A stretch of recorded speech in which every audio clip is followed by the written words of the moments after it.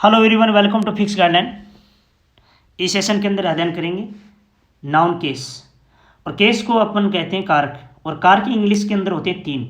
एक तो होता है नॉमिनेटिव केस जिसे कर्ताकार कहते हैं, दूसरा होता है ऑब्जेक्टिव केस जिसे कर्मकार कहते हैं, और तीसरा होता है और पॉजेसिव केस जिसे अपन संबंधकार कहते हैं।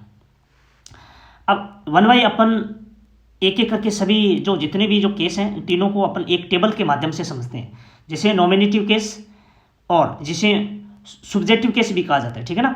इसके बाद में पॉजेसिव केस अपन दो तरीके से बांट लेंगे, एक एडजेक्टिव एक है प्रोनाउन, और इसके बाद में ऑब्जेक्टिव केस। अब इधर देखिए, ये है फर्स्ट पर्सन यानी ये प्रोनाउन है, और आगे भी अध्ययन करेंगे प्रोनाउन में। प्रोनाउन जो पर्सनल जो प्रोनाउन है ये तीन प्रकार के होते हैं। एक तो होता है फर्स्ट पर्सन जिसे कहते हैं उत्तम पुरुष। जो फर्स्ट पर्सन होता है जो बोलने वाला वक्ता होता है, यानी जैसे मैं हूँ तो मैं यानी आई और वी ये दोनों फर्स्ट पर्सन होते हैं। आई का ये प्लूरल है वी, ठीक है। और यू होता है सेकंड पर्सन जो सुनने वाला होता है, ठीक है। जैसे आप, ठीक है, जैसे आप हो तो यू से जो पर्सन होता है सेकंड पर्सन होता है जिसे अपन मध्य पुरुष कहते हैं। और या फिर ये जो सेकंड जो पर्सन होता है यू, ये सिंगुलर और प्लूरल दोनों कंडीशन में रखते हैं, ठीक है ना। यू ठीक है, ये याद कर लेना। इसके बाद थर्ड पर्सन, तो थर्ड पर्सन के अंदर जो चार हैं कौन कौन से, ही सी, तो ये दोनों है सी और ही तो आता है पुरुष के लिए और सी आता है महिलाओं के लिए, यानी एक वचन है। और इट भी एक वचन है, ये तीनों ही एक वचन है। और इन तीनों के जो प्लूरल होते हैं वो होते हैं दे यानी इन तीनों के प्लूरल है, ये भी आपको याद रखना है, ठीक है ना।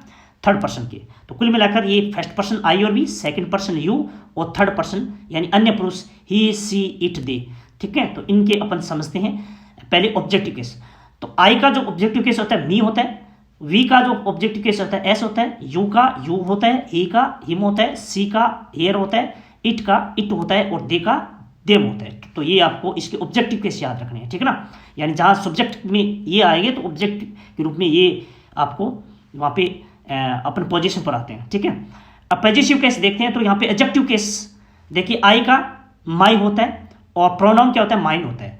वी का आवर यानी एडजेक्टिव होता है और आवर्स क्या होता है प्रोनाउन होता है।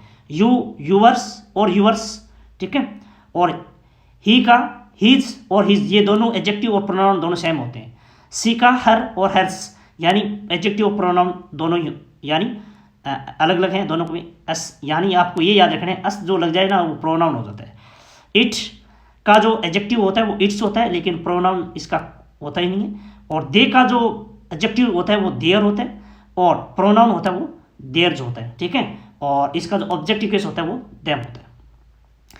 एग्जाम्पल देखिए, सीता इट्स ब्रेड, तो यहाँ पे जो सीता है ये है ऑब्जेक्टिव केस, और ब्रेड है ये क्या है ऑब्जेक्टिव केस, यानी ये सब्जेक्टिव केस जिसे अपन नॉमिनेटिव केस कह सकते हैं, और ये ब्रेड है वो क्या है ऑब्जेक्टिव केस है, ठीक है। यहाँ पे और देखिए, यहाँ पे ही इज यानी सीता इज फादर, तो यहाँ पे जो ये बीच में जो आ रहे हैं ये नहीं, ये सब्जेक्ट के रूप में नहीं है। यहाँ पे देखिए हलत लगा के एस और लिखा हुआ है, ठीक है ना। तो इस प्रकार इसको अपन क्या कह दें पॉजेसिव केस कहेंगे, ठीक है ना। तो ये आपको याद रखना है, ठीक है। तो ये आपको केस आपको पता होना चाहिए कि तीन प्रकार होते हैं कौन कौन से। तो नॉमिनेटिव जिसे अपन सब्जेक्टिव केस भी कहते हैं, और ऑब्जेक्टिव केस और पॉसेसिव केस। तो इस सेशन में बस इतना ही, मिलते हैं नेक्स्ट सेशन के साथ, तब तक के लिए धन्यवाद।